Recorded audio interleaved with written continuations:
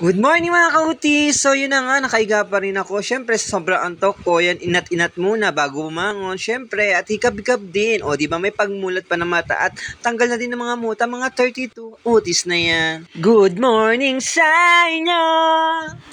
So yun na nga, naglakad-lakad ako sa gates namin, mga 32. Utis na yan.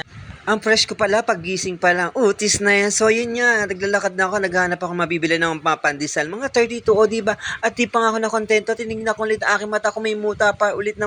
Finally, here at Pandesalan. So flex ko nga lang itong mga tinapay na 32 ang slice, utis na yan. At nakabili na nga ako ng pandesal, mga 32 pieces. At nang makarating nga ako sa aming bahay, ay kinain ko agad ang pandesal na 30 na binili ko. At pagkatapos ko nito ay sumakay ako ng tricycle papuntang bayan. At nung nakasakay nga ako ay nagtanggal ako ulit ng 32 na muta. At nang ako ay malapit na nga sa aming pamilyang bahay na ako ay may nakitang kakaiba sa aking gilid. Utis na yan.